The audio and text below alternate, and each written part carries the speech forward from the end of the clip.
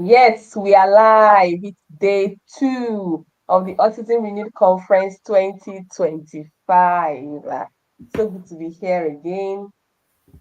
Um, yes. So if you're here yesterday, I want to see your comment in the comment section what you're learning and your takeaways from yesterday. I've gotten wonderful feedback, in our community regarding yesterday's session. And today is going to be another amazing session. We have another amazing guest today. So let me just be sure that we are live on Instagram. Okay, I think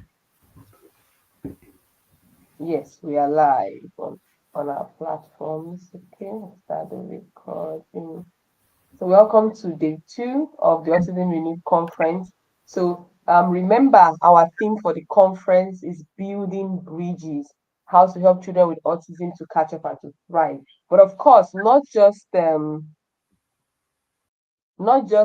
sorry, let me just before I bring on my guest, not just children with autism, pretty much children with developmental challenges, you know, of which all children with autism are one of them. So even if you have a child that doesn't have a diagnosis of autism, but they have developmental challenges, there are lots of learnings in this conference that you can lean into.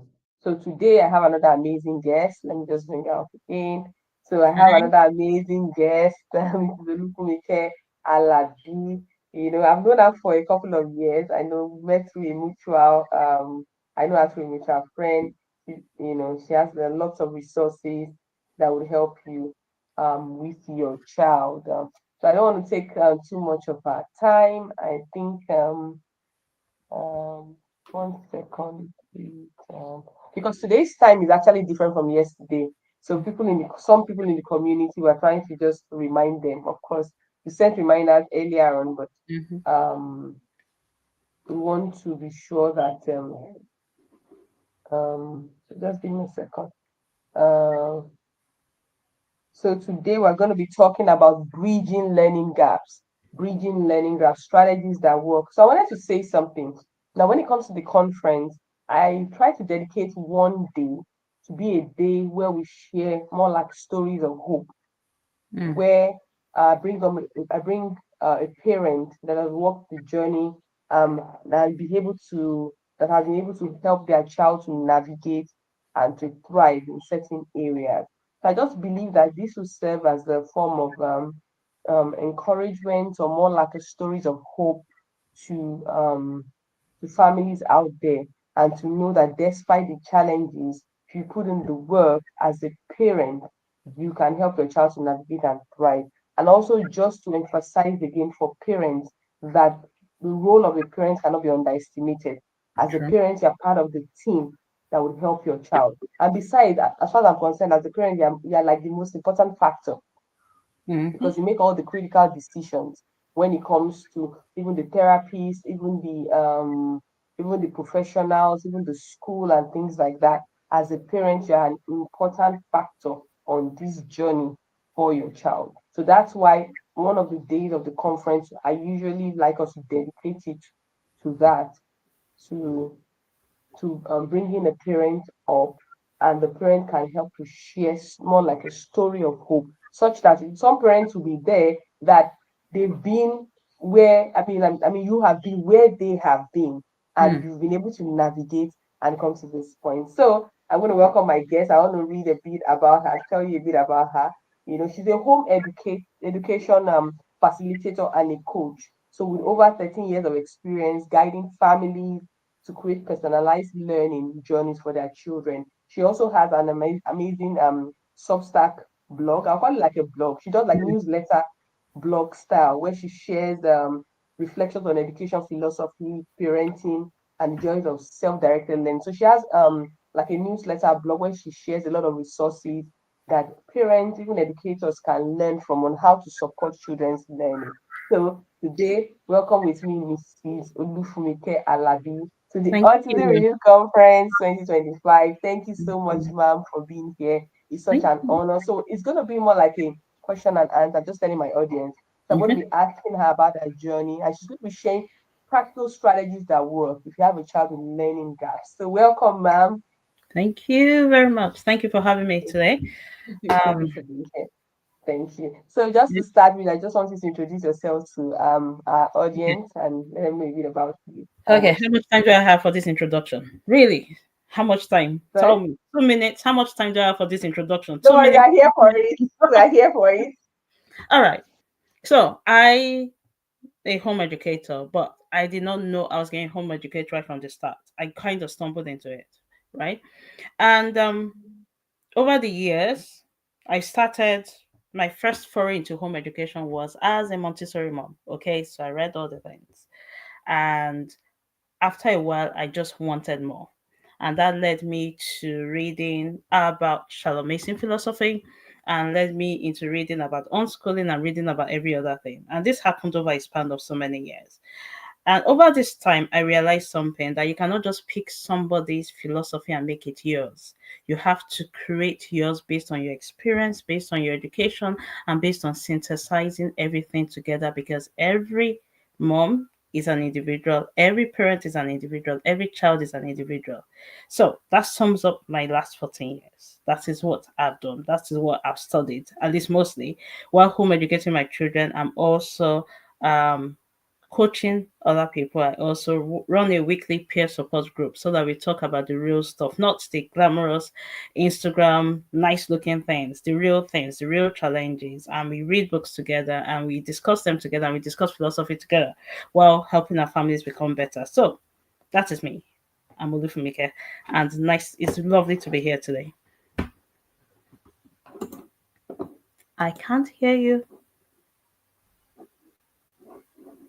Sorry. Thank you for that Mhm. introduction. So now leaning to what we're talking about today, your story that led you on the journey to having to home educate your child or your children, let me say, because you're home educating your Mhm. children. You know, what was it that led you on that journey and why did you think, you know, because I know that, you know, of course, we're going to talk about bridging learning gaps and things Mhm. like that. So what was it that led you on that journey to needing to home educate your children or realizing that that was um the best way or an option that you needed to embrace?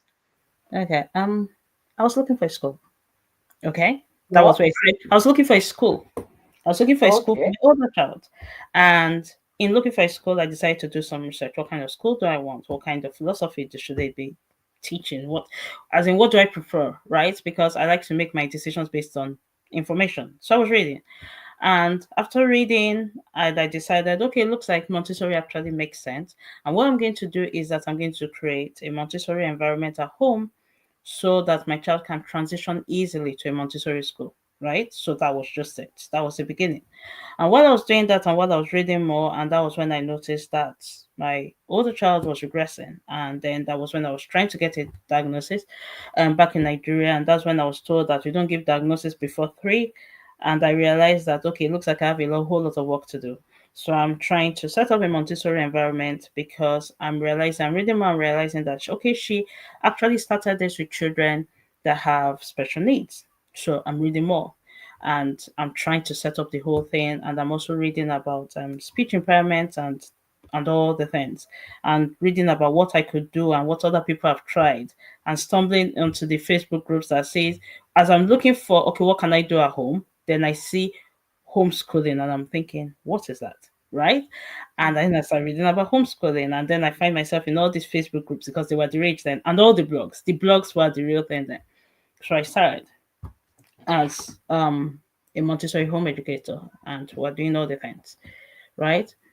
This time, my older child was, I think, about 3 years, and I've decided, okay, I'm going to home educate. I can see where we're going, and I'm going to keep working on the speech. I will have the time to do all the activities, the blowing of the bubbles, to do all that while I'm teaching him, and I can combine everything and make sure he's getting all what he needs, right?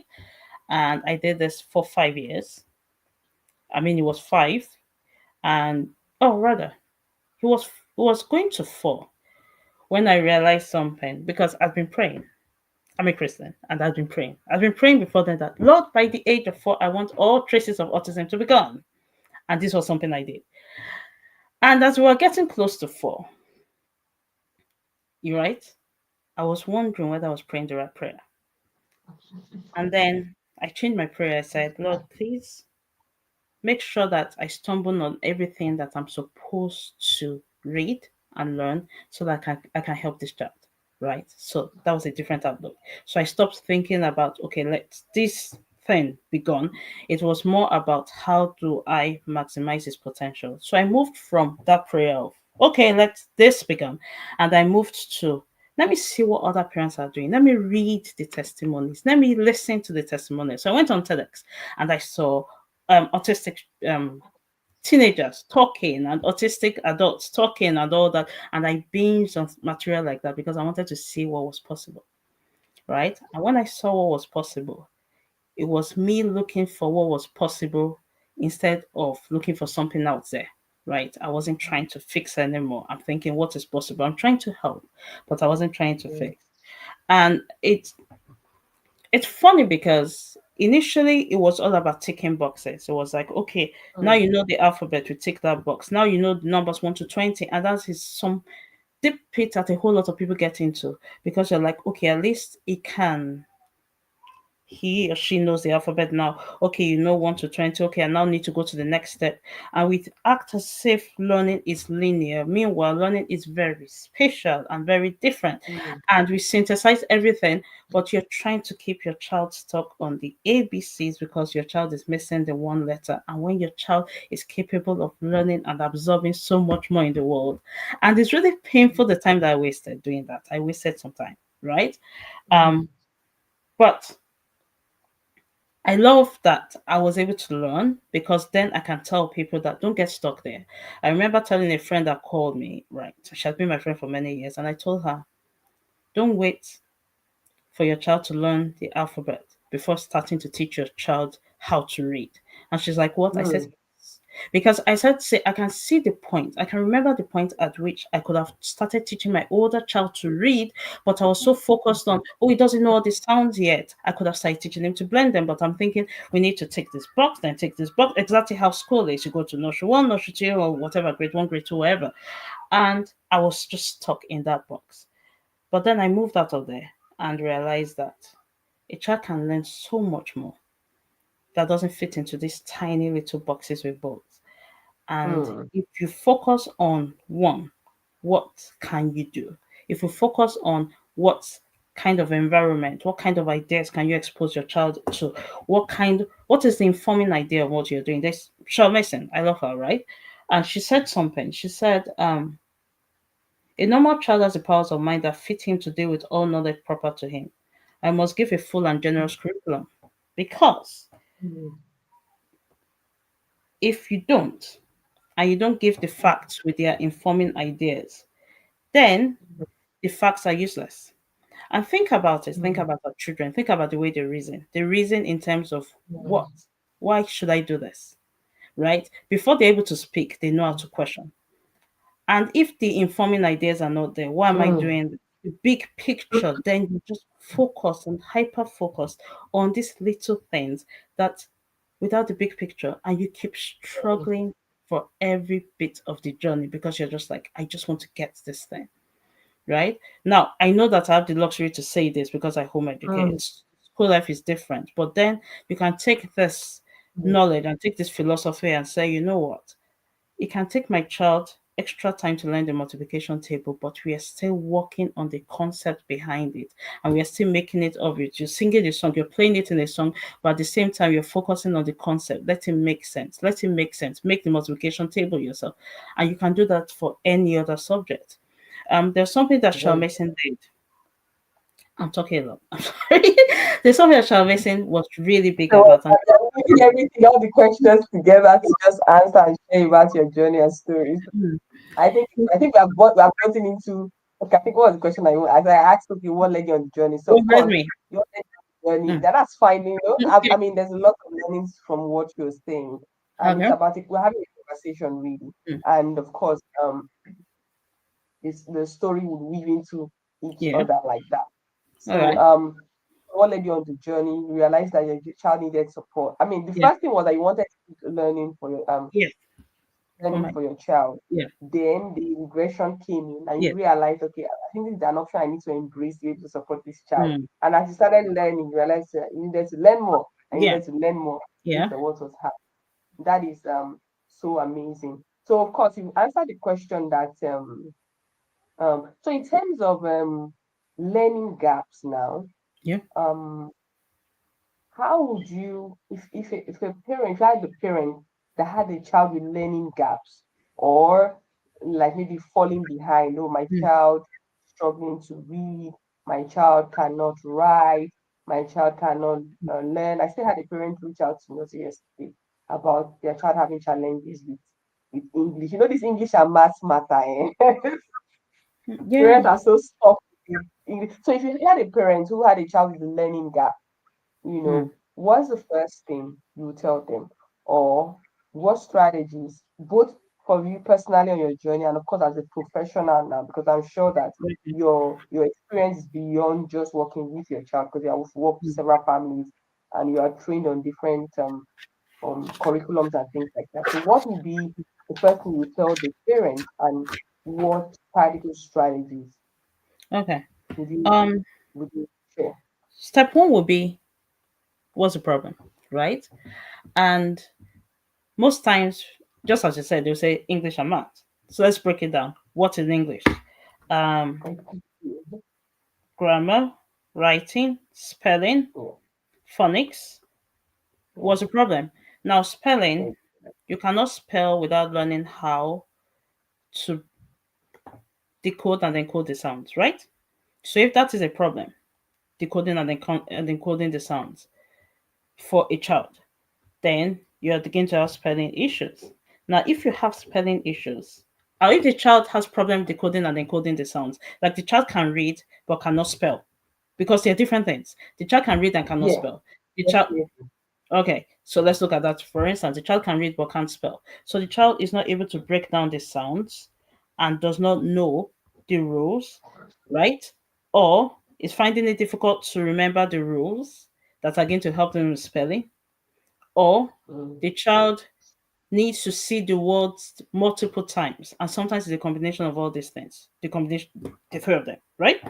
So if the child needs to see the word multiple times to be able to remember it, is it worthwhile to stick with one word, or is it worthwhile to stick with a combination of words in a paragraph, in a story, something that will make the words flash? Think about it. um mm, how do I get to say words if I'm using an audiobook that is reading aloud to me? I'm sorry, an ebook that is reading aloud to me at the same time. What happens? I'm seeing, I'm hearing, I'm seeing and hearing. The more times I do that, the more times I'm able to associate the word with the mm, words. Now, that is a okay, that will help generally, right? Then when you now come to, does my child need help with hearing the sounds, being able to figure out which sounds are in the word, right? Or is my child completely clueless? Because some of our children are hyperlexic, right? yeah. Where the neurotypical Can child read, might but they just, can. they know how to read, but they don't know the sounds, or they know how to read Yeah, and they don't comprehend. There are so many things. yeah. So the question is, what exactly What is is that? I love that conversation. Just sorry to cut you short. I love that mm, point mm, because I realized that if for all children, mm, I have a lot of parents coming to me and say my child is struggling with maths and this, even though they don't have a diagnosis or any developmental challenge. mm, And the first thing I always also say is that it's not enough to say my child is struggling with maths. mm, You haven't said anything. A mm. teacher can't even just tell you your child is struggling with maths or English. You need to understand what learning area Yeah, of math or English the yeah, child is having challenges, because you cannot solve what you have not identified. right. It's amazing that parents don't even know the learning areas of each subject. Mm, They might know it maybe from assignment, but they don't know, they've not conceptualized the fact that math has maybe five learning areas, or not necessarily that you want to say the number, but that mm, there's this area, there's that area, there's that area. Because some children may not even be struggling with all areas. They mm, may be struggling with a particular area. But to your point is that what exactly is the problem? Even if English, even if you say it's reading, what mm. about the reading? What about the Because some reading? children can even, I tell people that that you don't need to be able to speak to be able to read. Mm. Yeah, Because exactly. sometimes You don't need to be able to speak to read. And they're like, wow, how do you mean? You and I, if you pick up a book and you're reading, what are you using to read? You can read with your eyes. So some children that may have even an expressive language delay, they Yeah. actually may be reading. Yes. Very They may true. know those things. Very But true. they start talking, and it looks like they are flawed. They're like, how do you know all this thing? Because he can see, he can read, is a different skill. Like you said, hyperlexia, they may be able to read, they may not be able to even comprehend. So some Yeah. people, Yeah. a child might have hyperlexia and is not as advanced as a Yeah. child with that cannot even that can read, maybe that has expressive language Yeah. issues. So that the child can read, his comprehension is even different. That the child cannot speak, it doesn't mean they are not reading. They may be reading with their eyes, but Yeah. because they have a challenge expressing, Mm. and the typical example I give parents is that if you have someone that has a stroke as an adult, there's Yeah. a challenge with expressive language. But does that change the fact that they are reading, they are understanding, and Mm. everything? So I just wanted to pause on that point because I believe that every parent needs to Yeah. get to that point that we need to identify It's what the issue before we can even say we are bridging any gap or supporting a child. Thank yeah. you. Sorry to cut you short. No, it's fine. It's good. And I love what you said about the stroke because when somebody has a stroke and they're trying to relearn, you don't start teaching them the alphabet. For God, you wait. You start pointing out words so that they can remember the things. It is not all we are going to stay on the alphabet until you're able to memorize it. And they Like can make the connection with yes. the words You and need to make the sentences. connection. They will listen to stories, they will listen to all sorts of things, right? Yeah. Um, so back to what you said about looking for the problem. Like sometimes it's not easy to identify. Like a child is having problem with multiplication, for instance. But the thing is, multiplication is multiple iterations of addition. So if a child is having problems with multiplication, the truth is they have problems with addition. But you think they've gone past addition, and because they know the steps to add, that they actually understand addition. They really don't.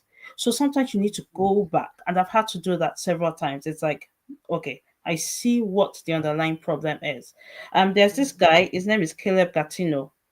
He he was the one that made the Cuisinart rods popular, and he wrote. He was an Egyptian. He wrote about mathematics, and he wrote about the underlying things. Right, like okay, this is how you approach maths. This is how you approach maths. If before you even start writing the numbers, before you even start doing this, this is how you create a understanding of math. And he said, see, every child can learn how to do math. Every single child. You just need to teach it differently. I don't know if his book is here. Hold on. Okay, it's not. But he wrote the book, Now Johnny Can Do Arithmetic, right? So understanding what the problem is, and sometimes you need to read to really understand, okay, what is going on here? Because if you don't identify it properly, you're not going to be doing the right things. And also, sometimes the solution takes a long time. So my older child started reading at 8 and a half. That's when you pick up his book voluntarily, read, and actually comprehend what's going on the page. We have been doing phonics lessons for 5 years. I did not make them last longer than they were supposed to. It wasn't okay, we're going to do it until you get it. We just have a lesson and we move on, right? And I point out the words and we kept doing that. So he's 14 now and he's been reading since he was 8 and a half. um, the set of books I'm reading right now is the Anne of Green Gables set, right? Which is a classic, like unabridged, not the abridged one. And that is just in the span of how many years. But the thing is, while I was trying to teach him to read, I was also trying to teach him to appreciate good literature. So I was reading to him, I was reading good literature to him. So the fact that you cannot read doesn't mean that you shouldn't have access to good stories, doesn't mean you shouldn't have access to higher level of thinking. It doesn't mean that you should be stuck, that the only words you will see will be He at in cat. phonics. Yeah. So Mm.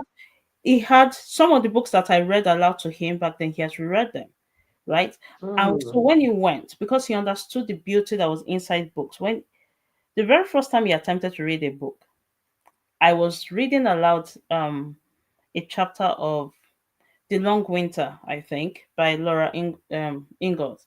And then he wanted to know what's going to happen next. And I'm Mm. like, I'm done for the night, right? I'm done. And he picked up the book and he was struggling. I knew he was struggling. And he's like, I really have to know.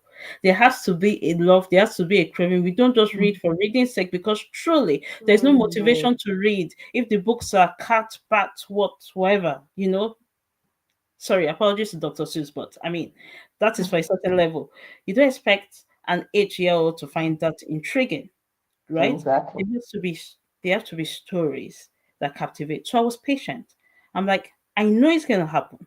I'm doing all the things. I'm giving you the phonics lessons. I'm letting you know that there's stories in books. I'm letting you learn from books. I'm having the audio books with the ebooks. I'm doing all the things.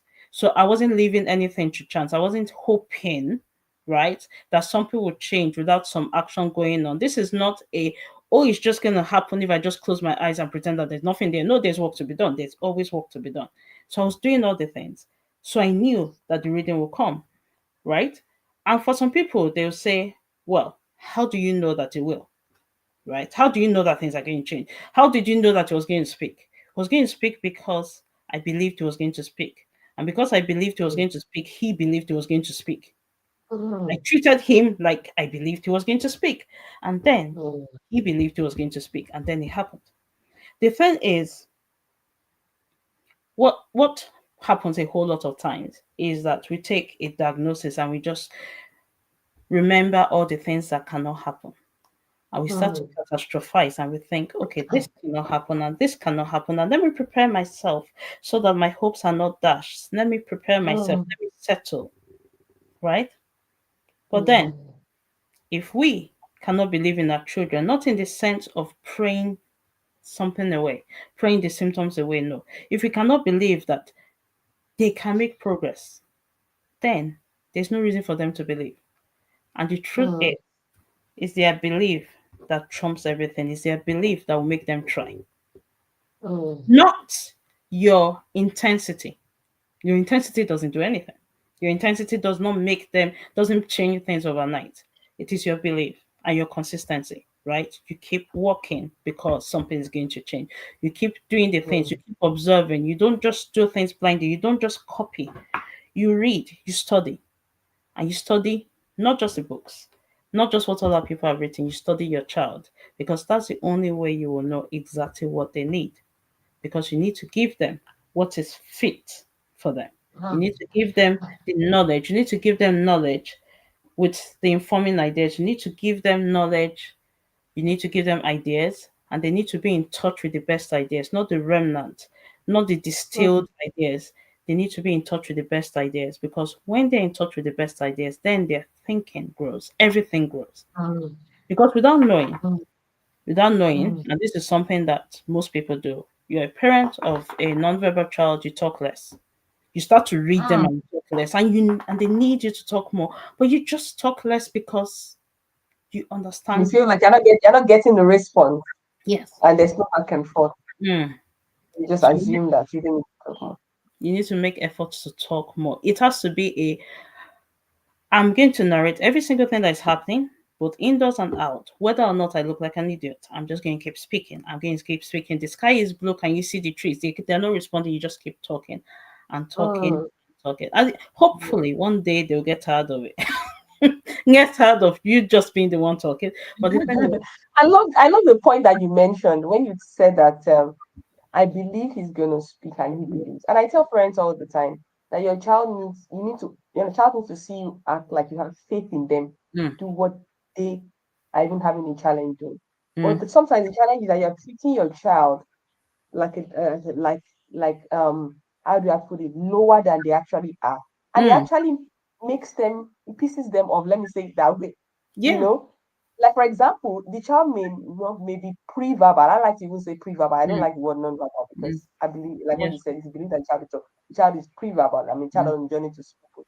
So you're reading sats to a child, and meanwhile the child has more ability. So yeah, of course the child will not be interested in your art everyday, and I love what you said that, you know, you do the lessons and you move on. And one thing I've come to realize is that the concept of staying on a particular thing, mm, if you think the child is not getting, it's a wrong concept. yeah, Rather, what you should do is to give more opportunities of practice. So yeah, what that means is that instead of for the next 5 days, that at cat, the child is not getting it. So you now stay on that. What you are doing is that the child will shut off yeah, and lose interest. And the most important thing in learning is love for learning, or one yeah, of the most that's important fine. things. Love for learning is superior to actually even learning, if you make if that makes sense. Mm. Because the point of learning is to start something, and eventually the child can take it from there. Because the truth is that you can never teach a child everything they would need to learn in life. Very true. Knowledge is progressive, other things, but when you give them the tools and the skills for learning and the love for learning, they would they can, how do I put it, they can take it up and learn. Like what you talked about now, your son can pick up a book and read. You've Mm. created a love for learning, rich stories and all those things. Instead of focusing on the fact that you can read cat sat on the mat. Yeah. Oh man, That's that's where learning and cramming comes in. So parenting to understand that when you're teaching a concept, if a child is not getting it, move on. Moving on doesn't mean that you are not allowing the child to learn. No, mm, moving on means that you move on to another thing. Then it's like you circle back. You create more opportunities yeah, of learning instead of staying on that page and trying to hammer it and hammer it and hammer it and the child are hearing and things like that. The child is not actually going to learn. yeah, So create more opportunities for exposure and learning and even more experiences. You did read aloud, you did audiobooks, you did, learning by life, natural learning, or things like that. So more opportunities of practice and exposure. You will now realize sometimes when you circle back to that thing, the child may have mastered it. Or yeah, even if like they don't master this one, there are other things that they can master. One yeah. thing is all there is to it. And sometimes even the foundational skills for what you want them to master may not even be there. So That's right. I like this idea of you being able to circle back. But there's one thing I wanted you to talk about when Mm. you were saying that if you had known you made a mistake of focusing too much on him mastering a concept. I think Yeah, that ties. yeah, I want you because I know that sometimes most of those mistakes, a lot of parents, even educators, will be making those mistakes. I want you to highlight and talk on it. I mean specifically that this yeah, and this were the mistakes I made. This and this is what I know now would have been a better approach. So that parents and caregivers and educators that are here, they can learn from some of those mistakes. okay. In the first place, when I read aloud, right, I was going for books that I'm thinking, okay, I think he's going to be able to understand this, right? I don't think he's going to understand all these big novels, so I'm going to just go for things that have things he can understand. So basically, I was just trying to stay safe. So for we are still on basic phonics. I try to stay there. And we are still on basic maths. I'm just trying to stay there, looking for colorful things that will get his attention. Now, the funny thing is that when he started talking, he told me that please, can you not get me any colorful workbook anymore? They are overwhelming, they're overstimulating, and I really want something that is plain. Wow. So I'm Imagine trying it was to, pre-verbal and he couldn't yeah, express. yeah. So it went from, so it's like this. I'm trying to look for, okay, let me just look for a quick example, right?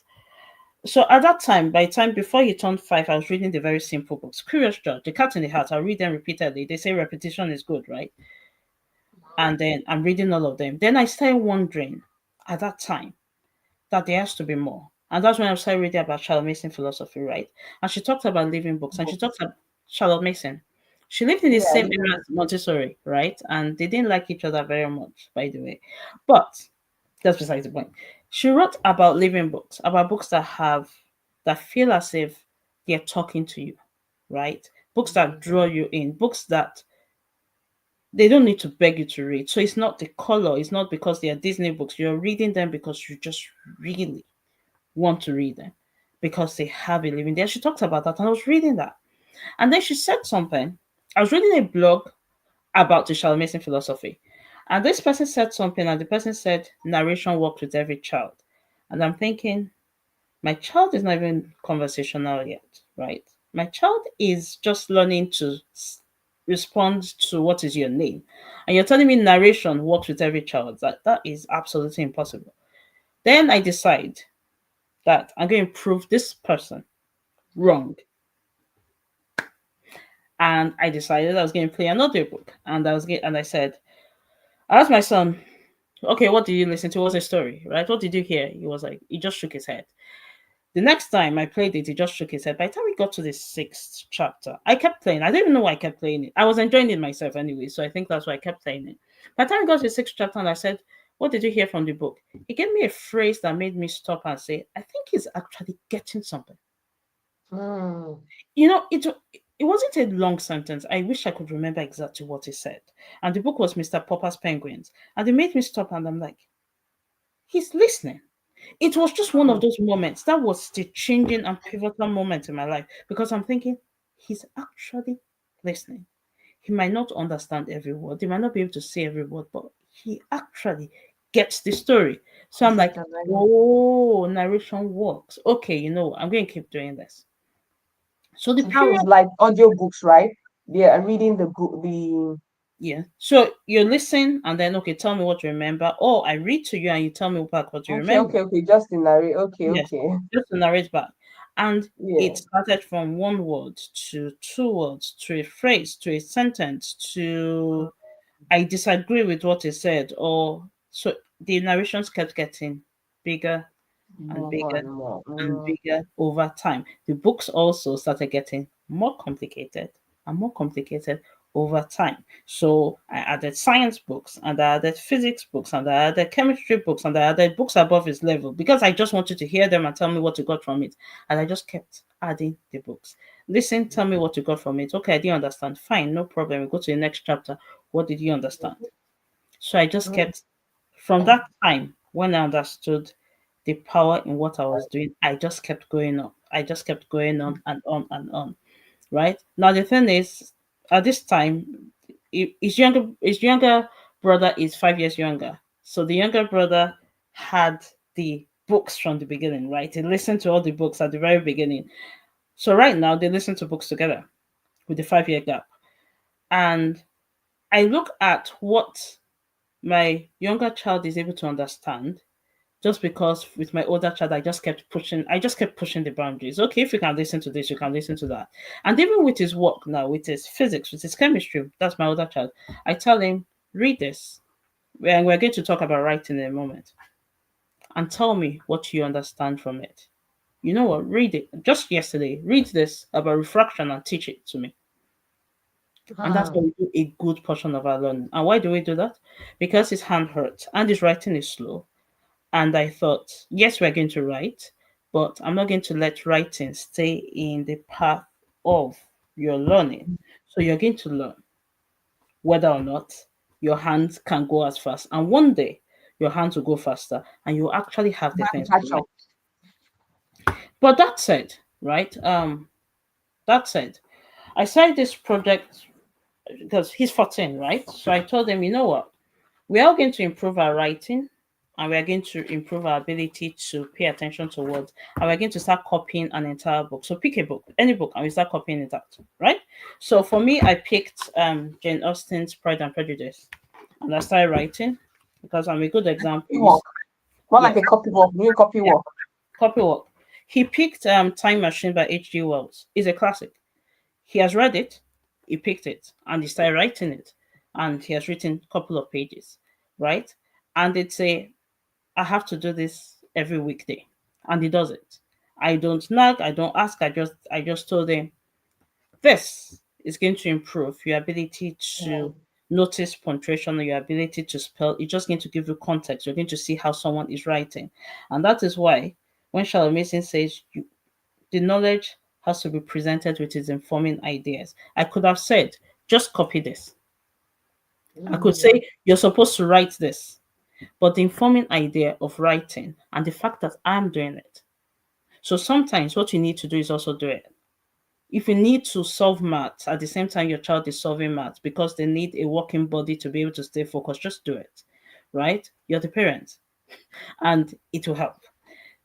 And sometimes I do that. Okay, you're doing your maths, I'm doing my maths, not all the Mm. time because it's better doing this math right now. But I had to do that for a while. And sometimes you just need to figure out what do I need to do right now. And the truth is the ideas will come when it's not a question of, oh my goodness, I don't know why I'm suffering so much. No. Once your Mm. mindset changes to what do I need to do right now, the ideas will come. And the ideas will not always come from somebody that has gone through a similar situation because the truth is your children are different. Some Mm. ideas will work. Some ideas I'm sharing will work. Some ideas that I'm telling you right now will utterly fail. Like you try them and they will fail, and you know this does not work for you because our children are individuals. We ourselves are individuals. Our children have different experiences. And when we remember that children are born persons, just like Charles Mason says, that each person has their own interaction with the world. Each person has their own interaction with knowledge.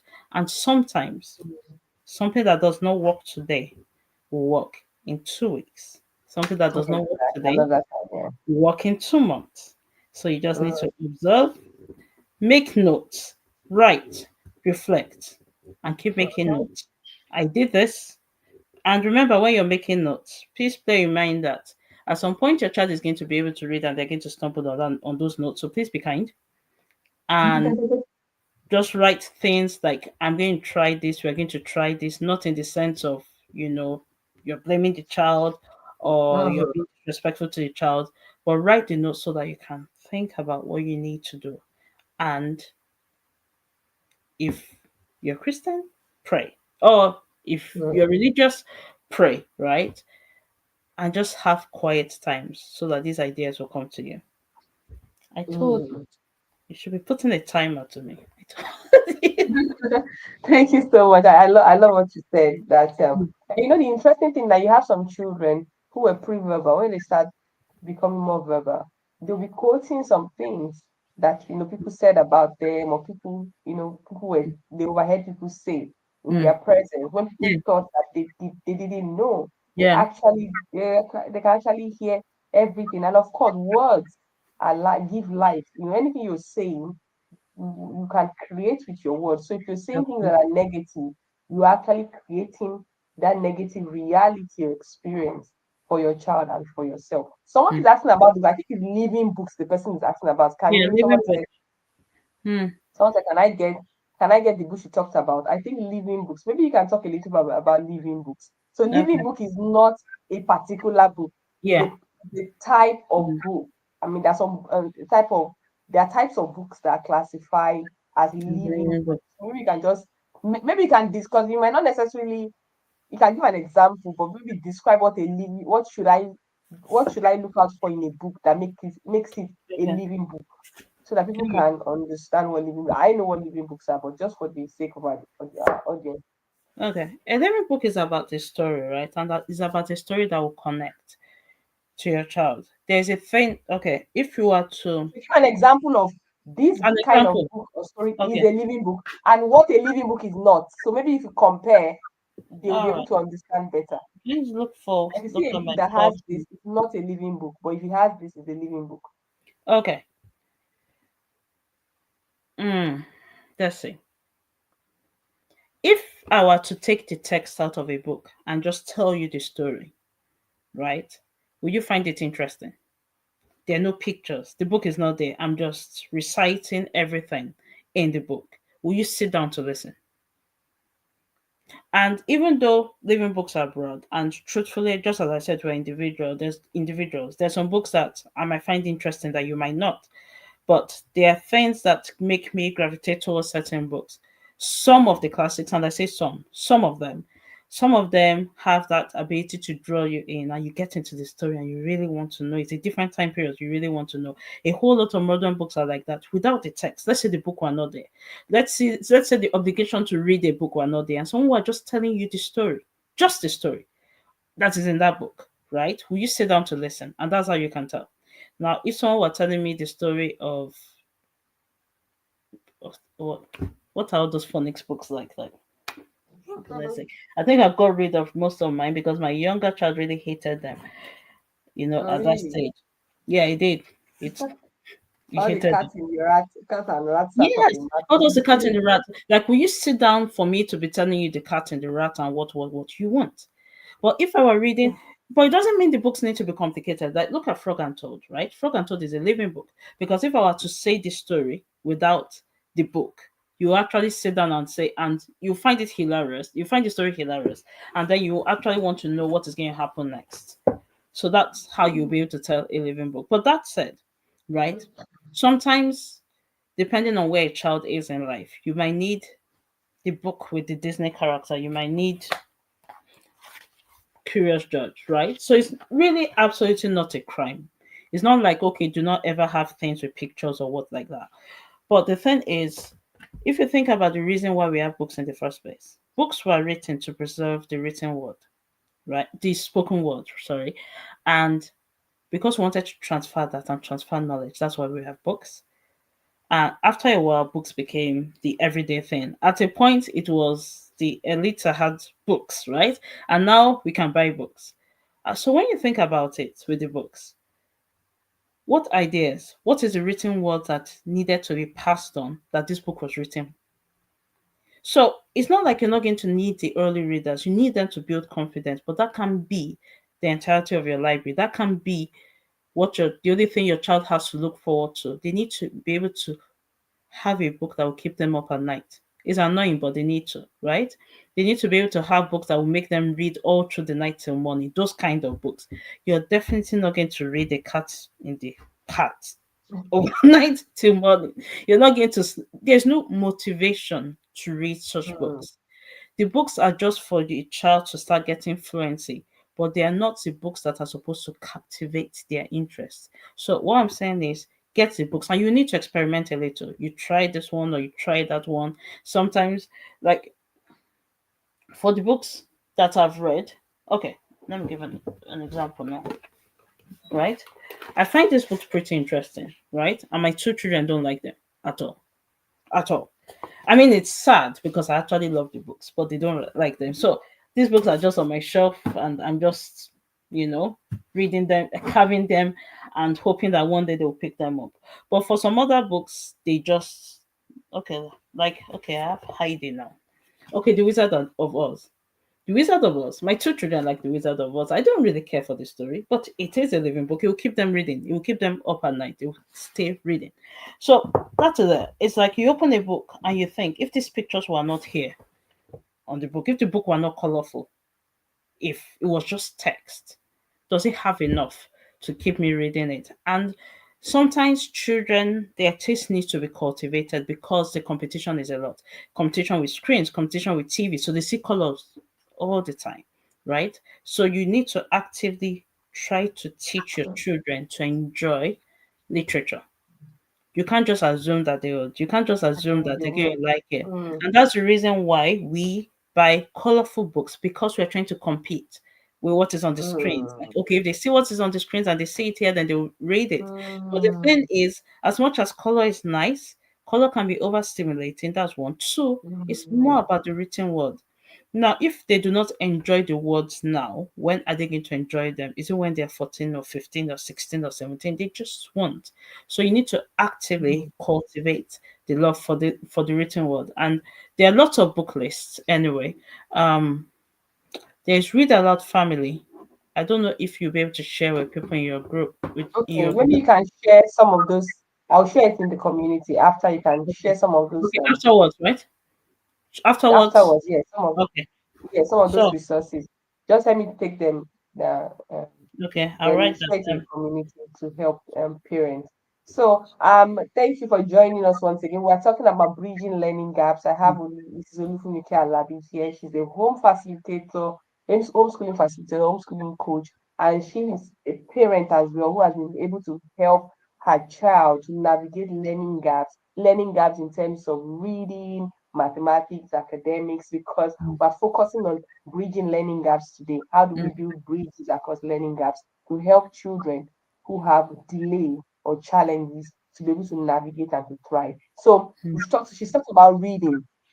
The fact that I want to highlight the point, don't stay stuck because sometimes even phonics, parents stay stuck in phonics. You can expose, like she was talking about, expose children to read. There's this argument: is it phonics? Is it whole words? The truth is that some children will learn using whole words, like flashcards and things like that. But phonics will lay a foundation. But don't stay stuck. Don't stay stuck at the phonics level and think that, oh, the child is not getting, so that I stay there. mm, Remember, give more opportunities of learning and exposure that's rather than staying stuck. So even if the child is still working on their phonics, it doesn't stop you from reading. Now, what she was talking about, mm, reading books to them, doing audio books, even doing narration. Even when you think that the child is not yet conversational, the thing is that still do it. I mean, read it, ask the question. It's like I doing pretend play as an adult. Yeah. Pretend the child understands. Ask the question. If the child doesn't Exactly. answer, give a few seconds and respond. You do that, you are giving the child the words that you are expecting them to reciprocate. Yeah. So she also talks about narration. So narration is also a concept that I also teach parents as well. Mm. What is narration? Being able to retell a story. And sometimes I always do for parents. I say, let me ask you as a parent. You went to church yesterday or today. Can you retell the sermon? And most of us as adults, because we're not trained in narration, it's not Yeah. really something that comes easy. But it's a very good skill that can help children. And even if a child doesn't have learning gaps or learning challenges, every child, but particularly if your child is having challenges with learning, reading, and things like that, these Mm. are some of the strategies you can do. Narration just means you can read, even if you start with like a paragraph, a Yeah. line, or watch something, or audiobooks, or anything, get the child to retell the story as you read, or whatever you are reading. Okay, so that's another strategy that you can use to help children with learning gaps when it comes to things like reading. Okay, then and I wanted to say something. Okay, we talked about reading, we talked about math. Then I wanted you to talk about okay, those are practical strategies. Yeah, I wanted to talk about audiobooks Mm. as well. So with the reading, focus on reading to your child, read rich books and literature, not just Disney books. Yeah. Because remember, when you're reading, she was talking about the fact that you want the children to be able to think. Yeah. You know, if you want to build critical thinking, problem solving, creative skills, you have to step away from all this just fairy tale and the prince married the princess, or this kind of thing.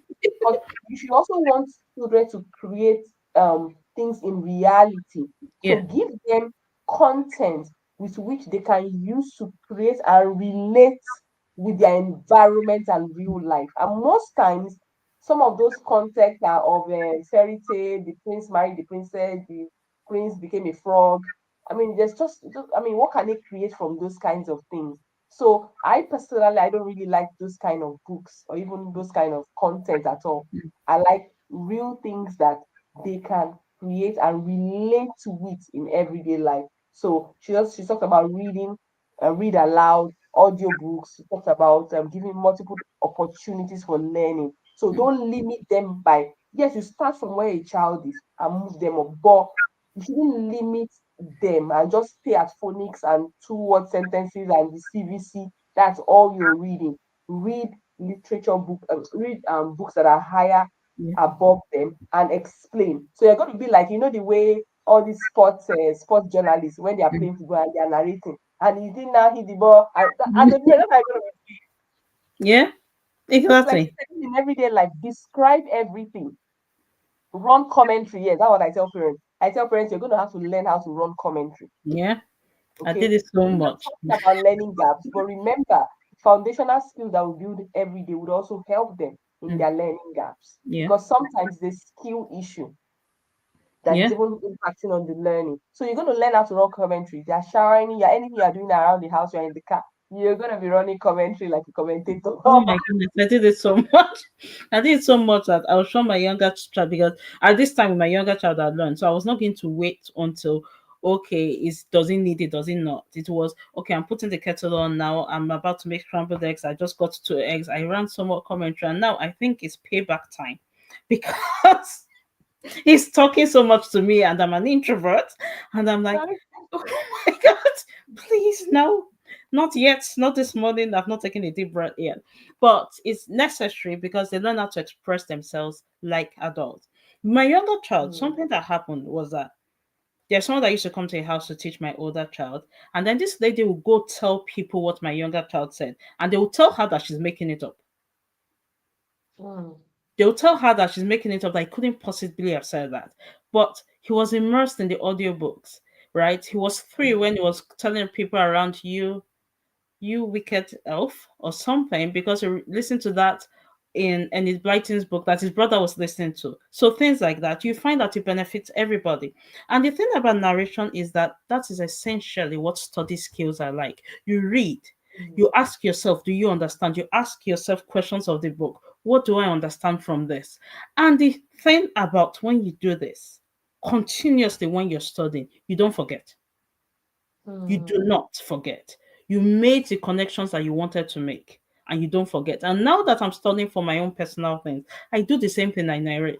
I type my narrations. Just this morning I was typing, okay, what did I get from this page? And I was typing what I understood and I made all the connections. Okay, this reminds me of this reminds me of this. I'm not going to forget because you Mm. do that. So think about it. Let's say your children are even neurotypical, but you teach them these study skills because you're causing everyone to narrate. So that means if you have a child, maybe you have a mix of children, some of them are neurotypical, some of them are neurodivergent, and you have all of them narrate, it's going to help all of them immensely, even in the sense of being able to use the new words that they got from the book.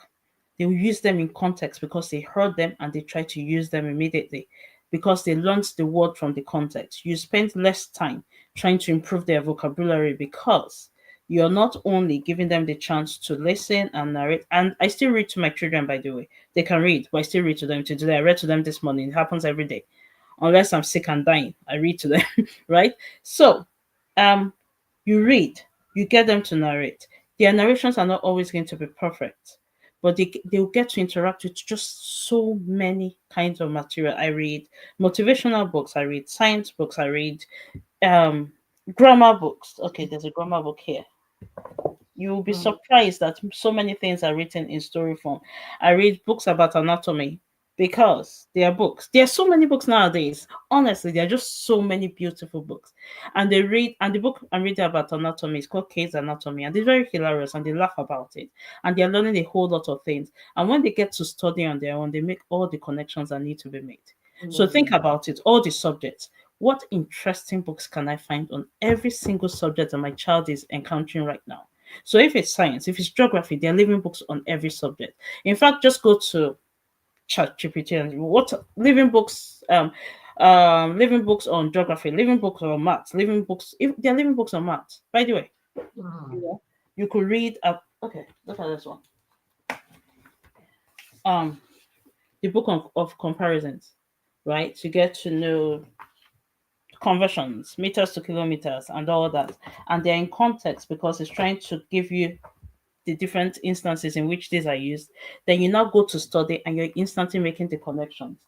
You're reading Mm. a book like let's see, this okay, this all about chemistry, right? And you just get to read about multiple things, science, light, all Mhm. that.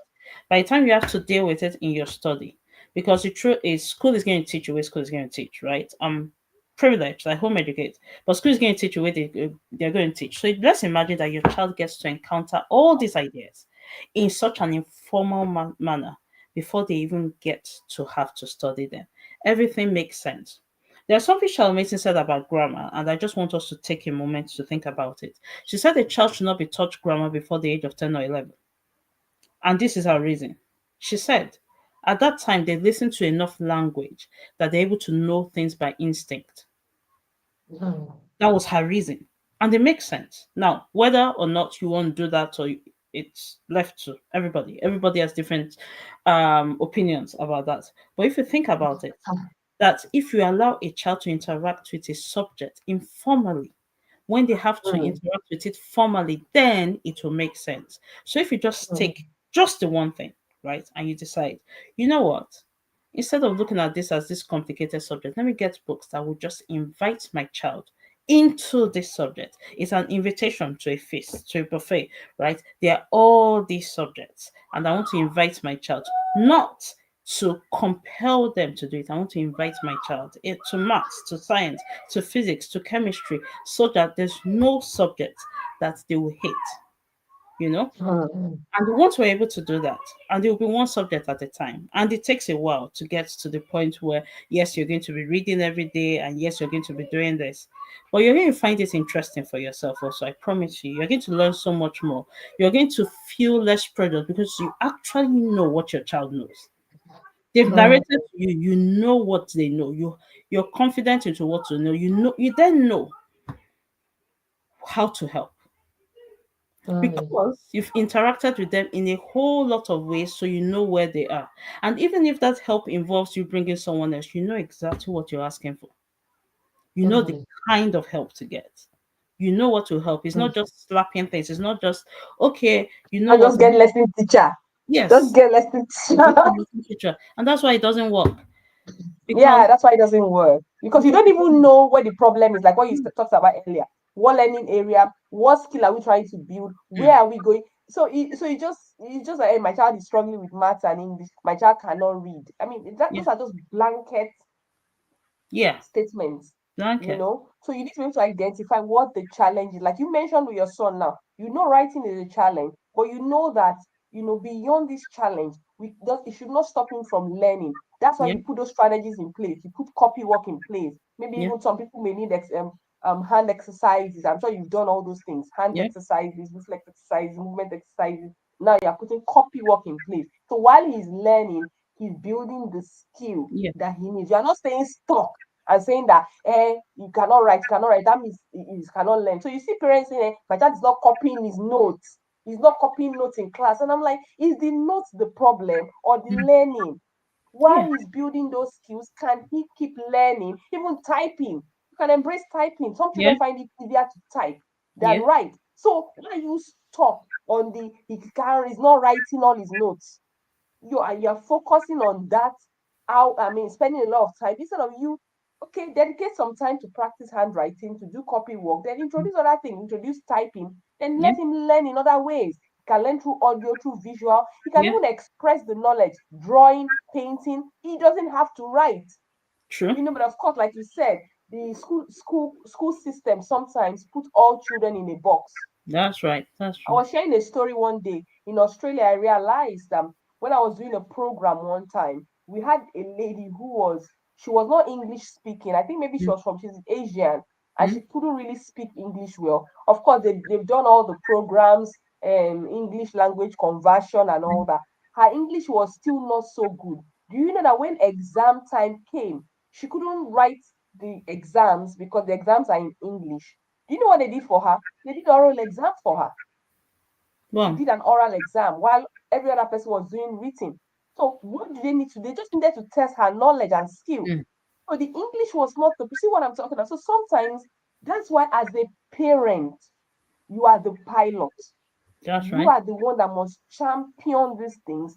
And if you choose that your children are in certain school, how do you partner with them? That's what we are talking about. Mm, So you can be the one to even advocate for some of these things for your child.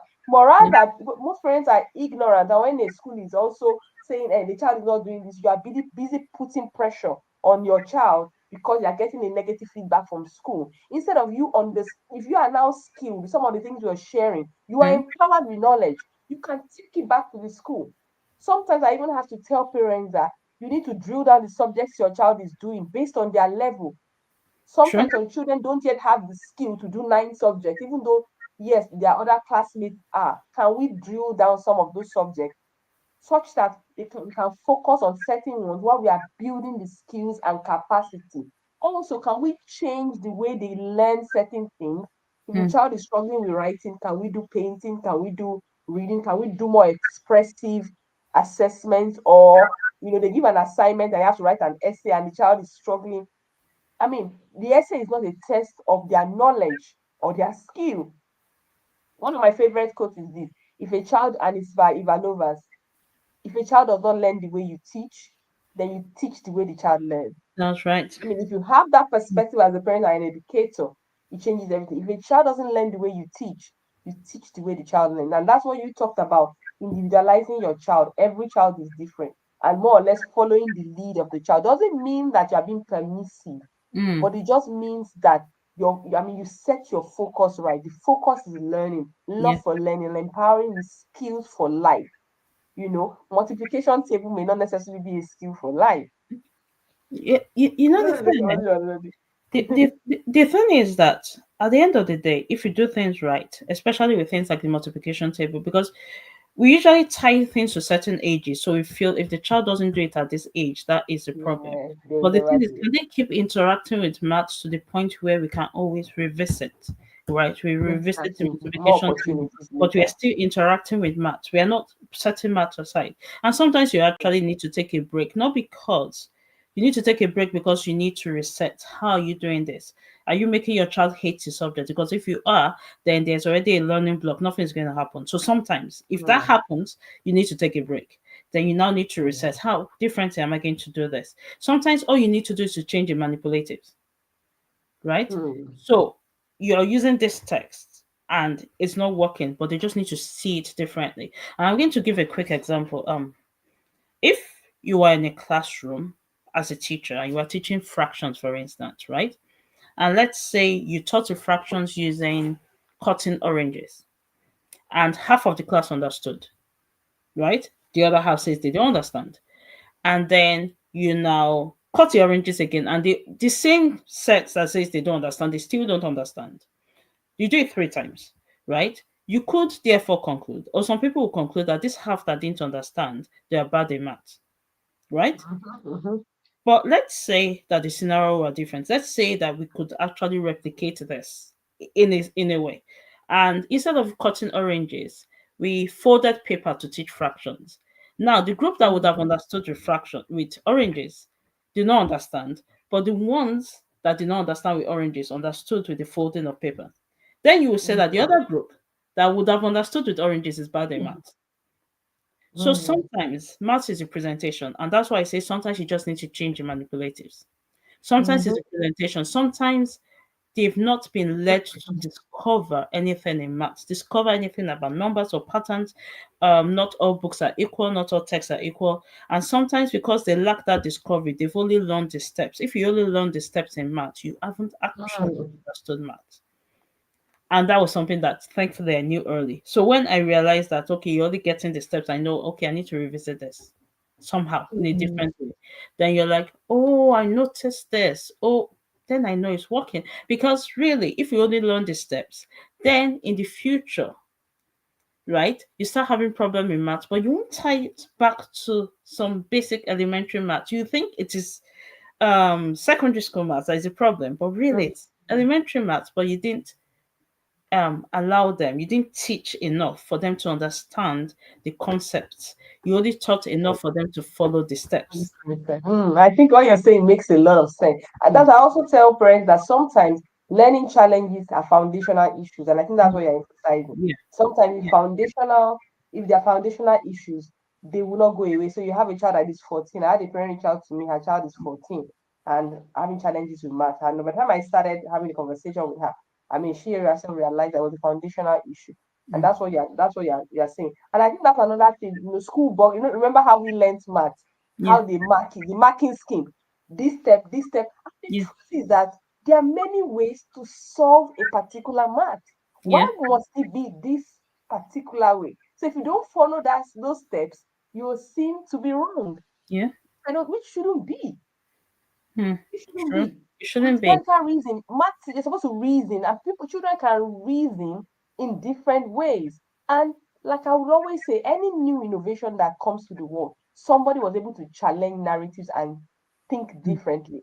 yeah, So why do we box our children into solving a math problem or a physics problem in a in particular a way? particular way. There is the freedom to think and create something new out of it. But if Mm, they don't follow step one, step two, step three, they arrive at the answer, they will still we still fail them. yeah, Those are some of the some yeah, of it the is. things that we need It's, to begin to question. So you now get your child's report card. The teacher says your child is not good in math, and you swallow it, not knowing that you have someone that is a creative in your hands that yeah, was trying to do and solve problems differently. That's differently. why he Yeah, failed that math. Really, he didn't fail.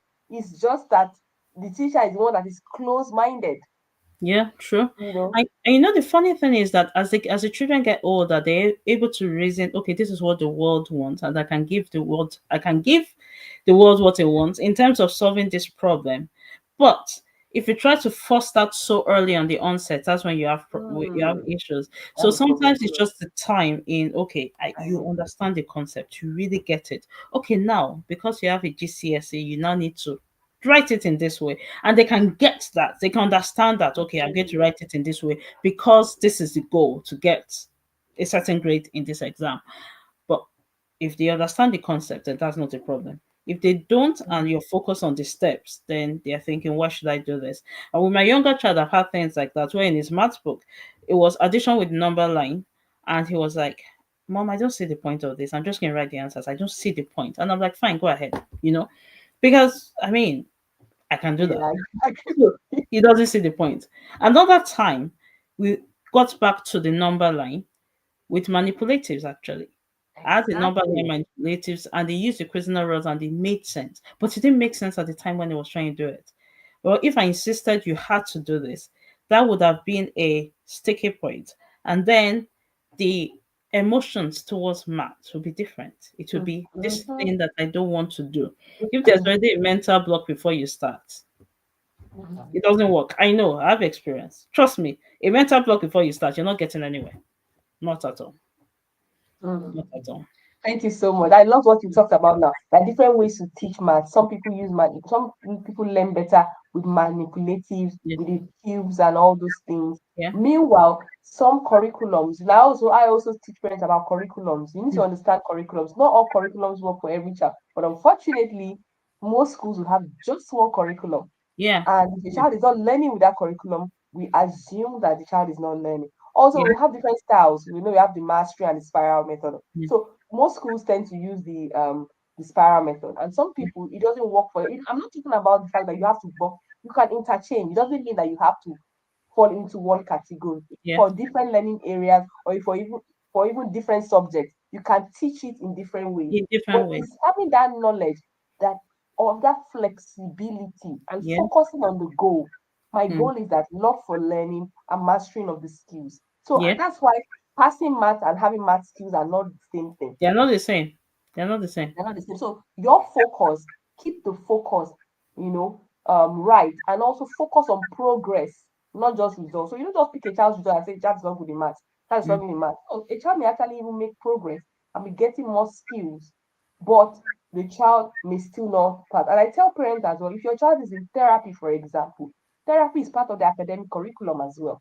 So Mm-hmm. they can spend part of their days if they're in school mainstream, part of their days if they're doing therapy to build those skills. For example, if they're doing maybe hand exercises or doing some manipulation in exercises to build certain skills that they need for their academics, progress.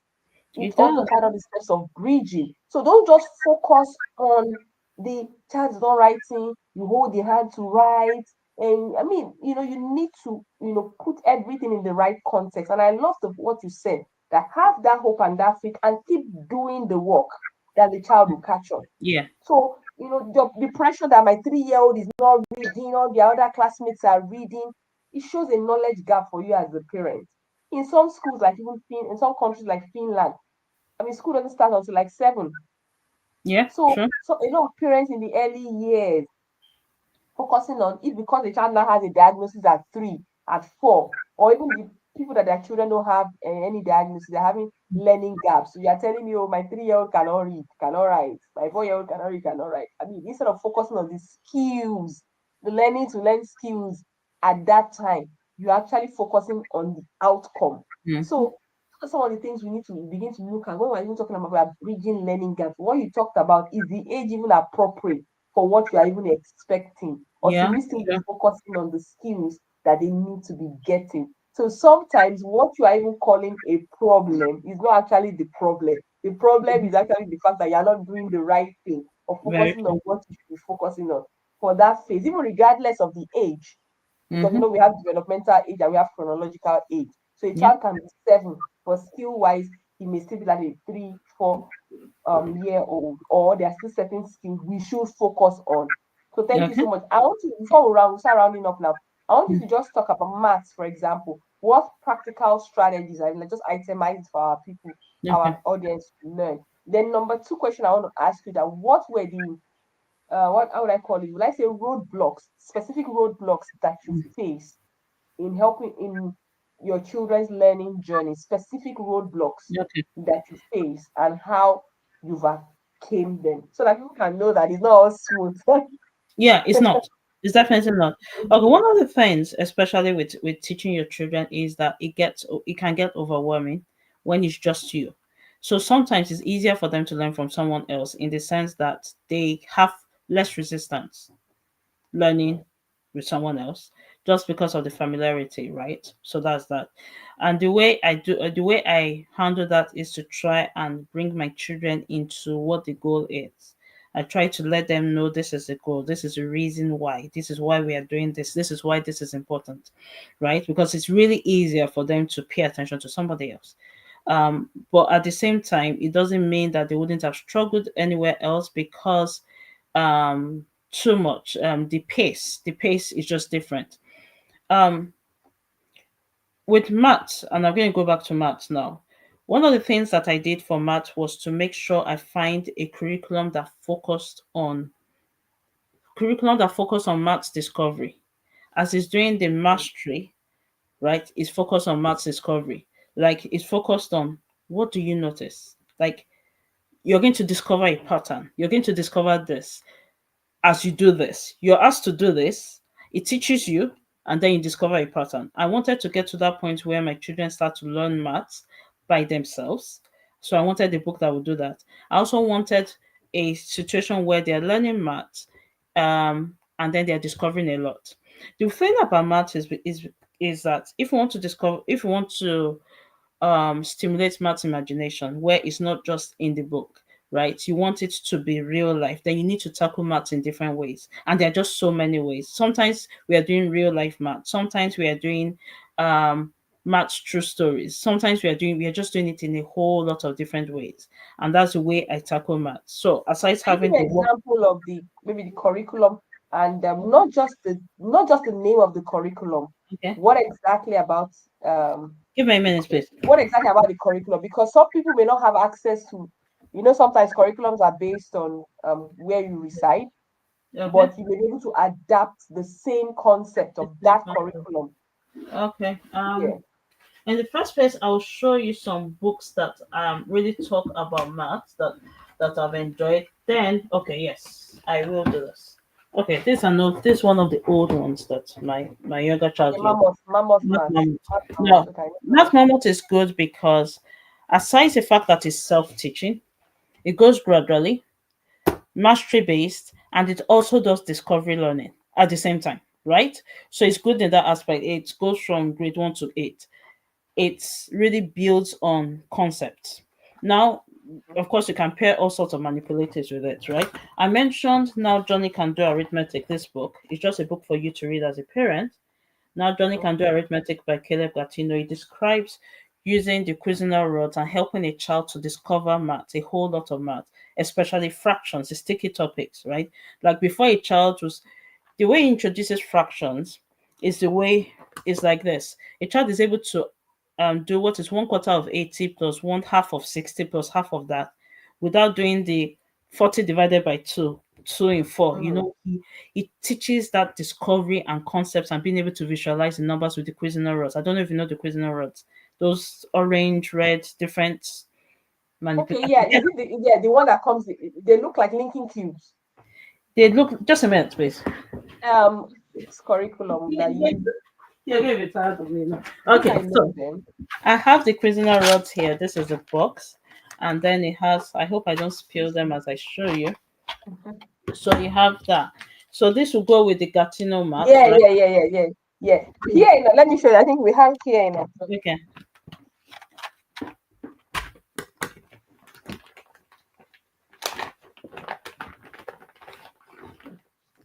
I think it's depending on where you are. Yeah. We call them in Australia. We call them linking cubes. Oh, I have the linking cubes. They're different. Oh, they're different. Yeah. This Oh, is what you're holding now. These are the linking cubes. So we have them. We use them. cube. But for Caleb Gatino, he was specific about using things for his own concept. He wanted things. This is the 10 rod, for instance, and this is Okay. the 1. So you won't use it for children younger than 3 because this is a choking hazard, right? But Yeah, yeah. he had a way of showing the concept in the sense that you're not trying to break the numbers, you can see them. That's what he really wanted to do. So we do that. We have the math mammoth. I love Using it. manipulatives. Yes, we use a whole lot of manipulatives. We have the abacus, we have the soroban. So it's like whatever. rocks your boat at that moment, just make sure you can Mm. visualize the math. Once you can visualize it, then it's not a problem. So you allow children to use manipulatives until they themselves drop it. Just keep using it. Don't be in a hurry, Mm. right? And then that will work. Okay. So just let them visualize it. Yes. Bringing different concepts. It's true. I think we've left like the abacus concept. Most of us have left abacus, and there's so many things that you can even learn with abacus. You know, Yes. I realize that it's not just 1 to 10. Oh, you can learn multiplication, fractions, division, so many things with. I mean, abacus is a whole The different whole vibe. Yes, it's a whole the vibe. whole vibe on it, the whole this on its own.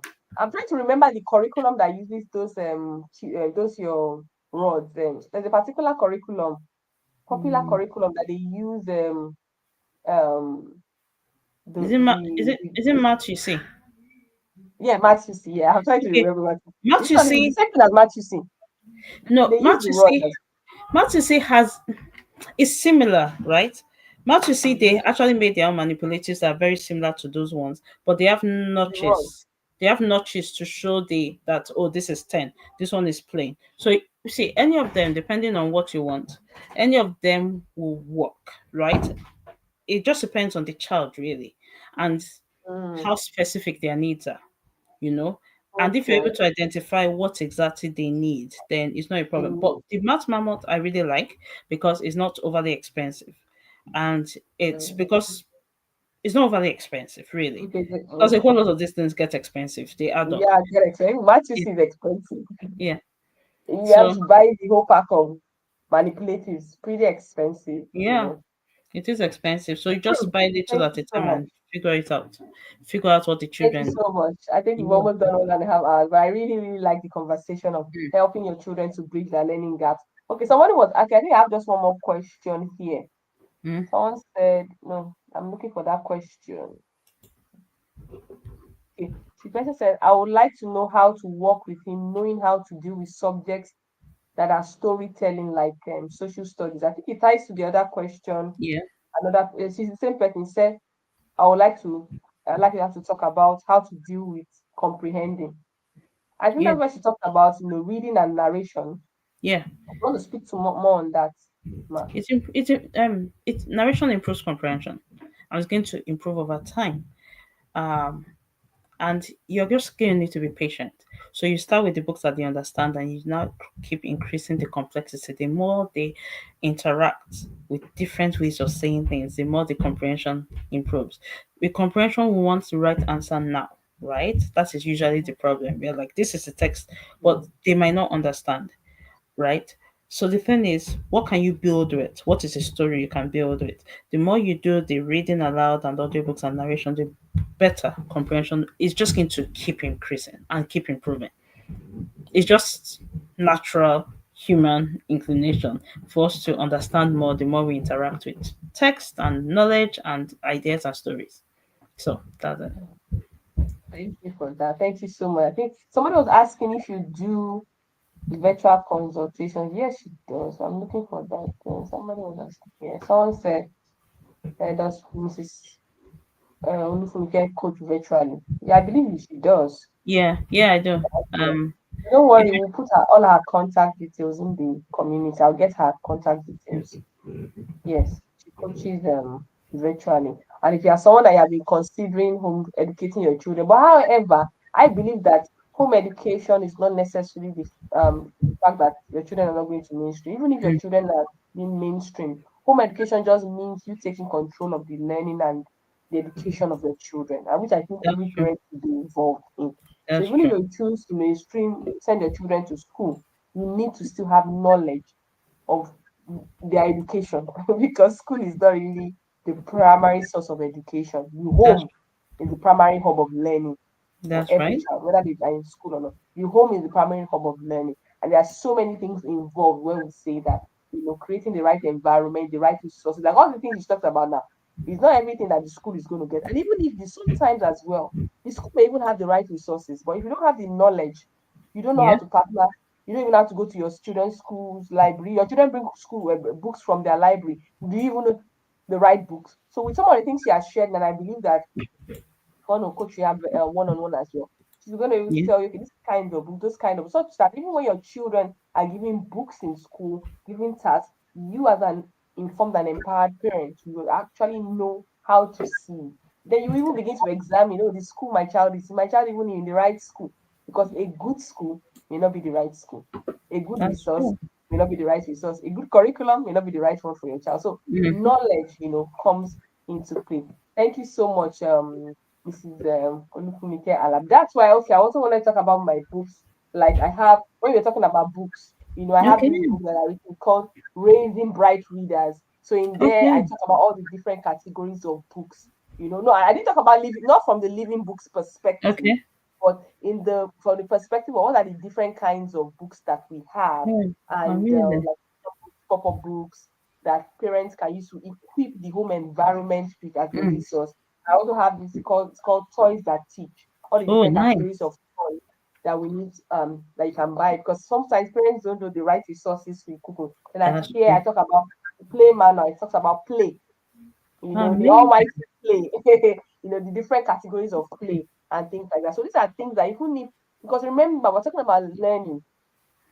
Learning is not primarily academics, it's Mm. learning for life. So in learning, you need to be able to create the right environment, also True. understand your child and be able to match the right resources for them part time. Like what Mm. Mrs. Olufunike said, sometimes you're trying to do the right thing at the wrong time. So you need to be able to equip with the home with the right resources, then have the right knowledge to begin to be able to help your child. Thank you so much, Ms. Olufumike Thank Alabi. you. So Thank you for I having will me. share all our resources in the group. She's a home education facilitator and homeschooling coach. So Mm. for people who want to home educate their children or who just want to even have a knowledge of what it means as a parent to be empowered with the right knowledge for my children's education, not school. Education is different from schooling. Mm-hmm. So your child can be in school but not really be educated. I don't know if that True. makes sense. I don't know, conversation Yeah. for another day. So, but you as a parent need to understand what education is, what learning is, and how to equip your children for lifelong learning. So those are things that she would share. So don't just think that, oh, she's homeschool. It's just for people that want to homeschool. No, every parent should take control of their children's learning and education. So, Mr. Lufunke, your final words for Mm. parents whose children are having learning challenges, you know, whether with the diagnosis of autism or not, developmental challenges, but their children have learning gaps or learning challenges. Your final words to them. Not all learning is obvious, right? Not everything that you do will be evident. Sometimes it's going to feel like you're pouring in and nothing's coming out. But Mm, the works of the brain and the works of the mind, right? Unfortunately, we cannot see them. If you could see them, if the brain were transparent, then maybe that would have been easier. But it's so mysterious, and we just need to remember that sometimes, some work happens even without you directly putting in there. So there's so much that is happening. There's so much that is happening in the mind. There's so much that is happening in the brain. And you're going to keep working, but you're going to realize that much more than what you're putting in, you're going to is going to come out. Right? It's going to compound, it's mm, going to synthesize, everything's going to come out. So just be patient and keep working and keep praying and just never give up on your child. Never do. mm, mm. That's a very powerful one. Thank you so much, Isolunke. Thank Never you. give up on your child. Mm. Keep doing the work, keep praying, and keep hope alive. It's such an Mm. honor to have you, Emma. I really Thank appreciate you. you. I Thank you for appreciate the having me. privilege. I'll be sharing your resources on the platform. She talked about, don't worry, all the resources we share it on the platform. And if you want to know about some of the curriculum, Math Mammoth, we'll continue the conversation in the group. Thank you, ma'am. Thank you so Okay. much and have a wonderful weekend, ma. Thank you, And ma. you too. Bye. So that's day 2 of the Autism Renewed Conference 2025. Thank you so much to everyone that has joined us today. Remember, I love what Mrs. Olufumike Alabi said. He said, never give up.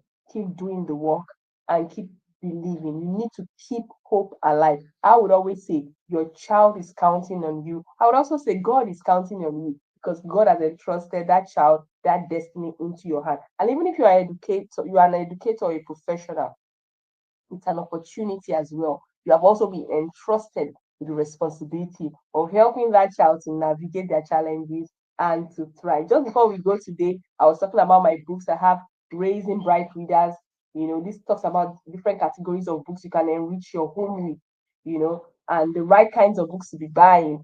I have the toys that teach, is a toy guide, teaching parents the right kind of toys you should be enriching your home with, and the wrong kind of toys. Because I realize that most parents sometimes don't know the right kind of toys to buy. So the right toys to enhance learning and development and to build skills. Also, I have the play manual talking about the different categories of play that children can engage in to bring to enhance learning and development. Remember, play is a tool. Parents say all the time, my child plays too much. There is nothing like a child plays too much. Play is just a tool, but you need to know how to use play as a tool to enhance your child's learning and development. Thank you for joining us today on day 2 of the Autism Renewed Conference 2025. Can I see in the comment section what are your learnings from today? Can you share with us what you've learned today? Tomorrow is the final day. So tomorrow is day 3 of the Autism Renewed Conference 2025. Hoping to see everyone again join us tomorrow. My name once again is Dr. Lola Okewu, and I'm the founder of Autism Renewed. I'm a medical practice professional, and I'm also a global autism expert. And I work with parents all over the world. I coach parents. I even work with educators and schools on how to help children with autism and other developmental challenges with strategies and tools to help them navigate challenges and to thrive. So if you have any child with any developmental challenge, you can reach out to me for a one-on-one consultation. I'll begin to examine what's going on with your child and how we can begin to help that child to navigate and to thrive. Also, if you're an educator or a school owner, I work with schools as well on how to create the right kind of environment for children with developmental challenges and how they can begin to thrive. And also how schools and educators can partner effectively with parents and families to support children with developmental challenges. I hope to see you tomorrow on day 3 of the Autism Renewed Conference. Thank you so much for joining. You can share the link to other people that you believe that will benefit from what we are sharing. Also, click like and subscribe to our YouTube channel. You can follow us on all our social media platforms: Autism Renewed on Instagram, Autism Renewed on Facebook, and on YouTube, Autism Renewed by Dr. Lola. I hope to see you tomorrow. Thanks for joining us today, and have a wonderful afternoon, evening, morning, whatever time it is where you are. Thank you. Bye.